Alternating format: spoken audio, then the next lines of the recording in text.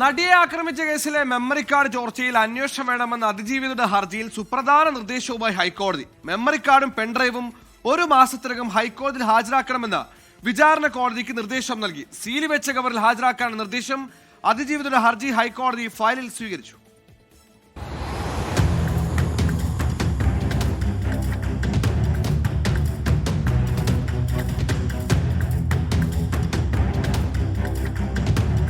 Memory card ചോർന്നതിൽ പുനരന്വേഷണം ആവശ്യപ്പെട്ട് നടി നൽകിയ ഹർജി പരിഗണിക്കുന്നതിൽ നിന്ന് സാങ്കേതികത്വം പറഞ്ഞ് 2 ഹൈക്കോടതി ജസ്റ്റിസുമാർ പിന്മാറിയിരുന്നു.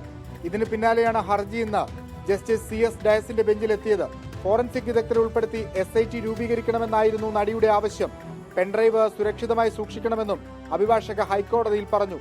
ഇതിന് പിന്നാലെയാണ് മെമ്മറി കാർഡും പെൺഡ്രൈവും വിചാരണ കോടതിയിൽ നിന്ന് സീൽഡ് കവറിലാക്കി പ്രത്യേക ദൂതൻ വഴി ഹൈക്കോടതി രജിസ്ട്രാർക്ക് കൈമാറാൻ ജസ്റ്റിസ് CS ഡയസ് നിർദ്ദേശം നൽകിയത്. SIT രൂപീകരണത്തിലടക്കം പ്രോസിക്യൂഷന്റെ നിലപാടും തേടിയിട്ടുണ്ട്. മെമ്മറി കാർഡ് ചോർന്നതിൽ നേരത്തെ വിചാരണ കോടതി ജഡ്ജി അന്വേഷണം നടത്തി റിപ്പോർട്ട് സമർപ്പിച്ചിരുന്നു.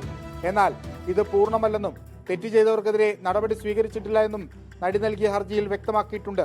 നടി ആക്രമിക്കപ്പെട്ട കേസിൽ പൾസർ സുനിയടക്കം 6 പേരെ 20 വർഷം കഠിന തടവിന് വിധിച്ച വിചാരണ കോടതി 8ാം പ്രതിയായിരുന്ന നടൻ ദിലീപിനെ കുറ്റവിമുക്തനാക്കിയിരുന്നു. വിഷ്ണു സുരേഷ്, 24, കൊച്ചി.